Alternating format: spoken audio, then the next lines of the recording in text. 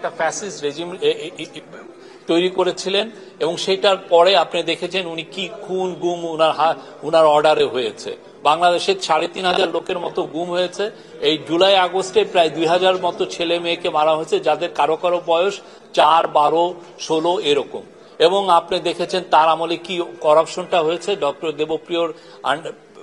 Doctor Debapriya ভট্টাচার্যের নেতৃত্বে যে হোয়াইট পেপার কমিটি ওইটা হয়েছে। আমি সবাইকে, এখানে যতগুলো জার্নালিস্ট আছেন সবাইকে অনুরোধ করব আপনারা ওইটা পুরোটা পড়বেন। কি ভয়াবহ একটা হরর স্টোরি এটা। সেই জায়গা থেকে শেখ হাসিনা এখন কি কি বলছেন সেটার মুখ্য বিষয় না। আমাদের মুখ্য বিষয় হচ্ছে আওয়ামী লীগের যাদের হাতে রক্ত আছে প্রত্যেকের বিচার হবে, প্রত্যেককে আমরা বিচারের জায়গায় আনবো। আর বাংলাদেশের পার্টিগুলো ডিসাইড করবেন আওয়ামী লীগের পলিটিক্যাল ভবিষ্যৎ কি হবে। কিন্তু সোফার আমরা দেখছি যে আওয়ামী লীগের কারো মধ্যে কোনো অনুশোচনা নাই, বরং উনি মিথ্যার একের পর এক মিথ্যা। উনি তো আগে তাহাজ্জুদের নামাজের পরের থেকে মিথ্যা কথা শুরু করতেন, এখনো তো উনি ওই ট্রেনটা রেখে গেছেন, মিথ্যার পর মিথ্যা মিথ্যা বলেই যাচ্ছেন।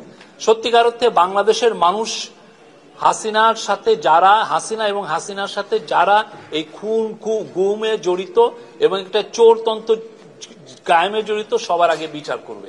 এটা হচ্ছে ফার্স্ট প্রায়োরিটি। তারপরে তারা ডিসাইড করবে যে আওয়ামী লীগের পলিটিক্যাল ভবিষ্যৎ কি হবে।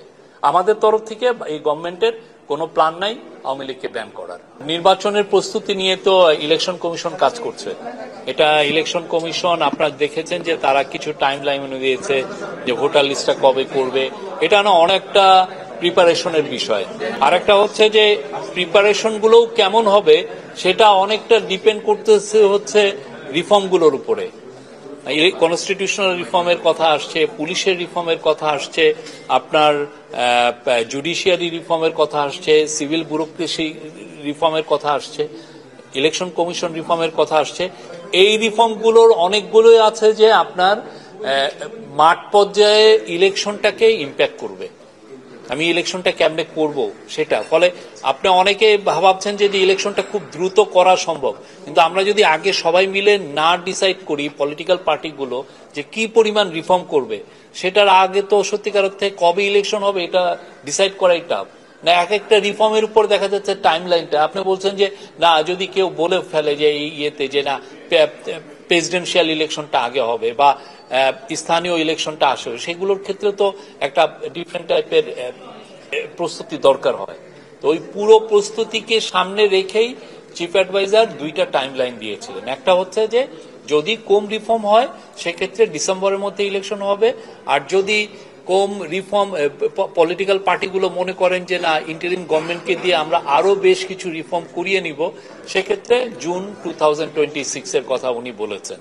এবং এটা সত্যিকার অর্থে খুব বেশি টাইম যে আমরা নিচ্ছি তাও তো না, এটা খুবই একটা যুক্তিযুক্ত একটা টাইমের কথা চিফ অ্যাডভাইজার বলেছেন। আপনার মনে রাখতে হবে যে এই গভর্নমেন্টে যারা আছেন তাদের কারোরই এই পাওয়ারের প্রতি লোভ নাই। তারা তাদের স্ব জায়গায় তারা বুৎপত্তি অর্জন করেছিলেন এবং তারা সেই জায়গাগুলোয় আবার সেই জায়গায় কাজ করে ওনারা আনন্দ পান, ওনারা ওই জায়গায় ফিরে যাবেন। তা আমাদের একটা নৈতিক দায়িত্ব দেশকে একটা বাংলাদেশের ইতিহাসের সবচেয়ে ভালো ইলেকশনকে উপহার দেওয়া, এবং চিফ অ্যাডভাইজার সেই জন্য বলেছেন এবং সেই আলোকে আমরা কাজ করছি। এবং আমরা আশা করি ইলেকশন রিফর্মগুলো করা, যেগুলো খুব দরকারি রিফর্ম, সেগুলো করার পরে সেটা বাংলাদেশের একটা ঐতিহাসিক ইলেকশন হবে এবং বাংলাদেশের মানুষ যারা গত 15 বছর ভোট দিতে পারেন নাই তারা সবাই আনন্দের সাথে খুব উৎসব মুখর পরিবেশে ভোট দিবেন এবং তাদের যেটা পছন্দের পার্টি তাদেরকে ইলেক্ট করবেন। তার মানে হচ্ছে আলোচনা করার পরে তারপর চূড়ান্ত করার আহ্বান জানিয়েছেন, সরকারের অবস্থানটা কি? না, আমরা তো সেটাই বলছি। আমরা সেই জন্যই প্রফেসর ইউনূস একটা কনসেনসাস বিল্ডিং কমিশন করেছেন। এই কনসেনসাস বিল্ডিং কমিশনের কাজটা হচ্ছে ফ্যাসিলিটেট করা।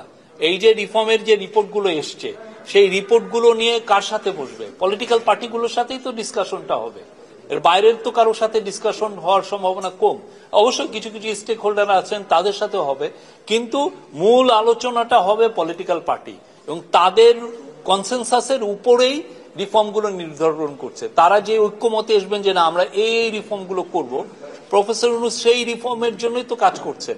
সেই রিফর্মটা, এবং এখানে ইন্টারিম গভর্নমেন্টের কোনো মূল কাজটা হচ্ছে একটা রেফারির মতো, আম্পায়ারের মতো, আমরা কাজটাকে এগিয়ে নিচ্ছি, ফ্যাসিলিটেট করছি, এবং সেই ফ্যাসিলিটেট করে আমরা যাতে রিফর্মটা ঠিক মতো টাইমলি হয় সেইটা। এবং আপনি দেখবেন যে কনসেনসাস বিল্ডিং কমিশন পুরো রিপোর্টগুলো সবগুলো এখন আপনি দেখেন যে কিছু কিছু এই 5টা রিফর্ম কমিশনের কিছু কিছু রিপোর্টে ওভারল্যাপিং হয়েছে, সেই ওভারল্যাপিংটাকে ওরা ঠিক করছে। করার পর পুরো রিপোর্ট যখন আমাদের ইন্টারিম গভর্নমেন্টের হাতে আসবে, ইন্টারিম গভর্নমেন্ট সমস্ত পলিটিক্যাল পার্টির সাথে কথা বলবে, এবং এই কথাটা বলবেন কে? কনসেনসাস বিল্ডিং কমিশন, যেটার প্রধান হচ্ছেন প্রফেসর ইউনুস নিজে, এবং সেইখানে আলী রিয়াজ আছেন এবং অন্যান্য কমিশনের যারা প্রধান আছেন ওইটার মেম্বার আছেন, তারা এই ঐক্যমতে আসবেন। এবং পলিটিক্যাল পার্টি যখন সবাই একসাথে ডিসাইড করবে যে আমরা এই চাচ্ছি, সেটা তখন দেখবেন যে অনেকটা ইজি হয়ে যাবে এবং সে অনুযায়ী রিফর্মগুলো ইমপ্লিমেন্ট হবে, হওয়ার পরে ইলেকশন হয়ে যাবে।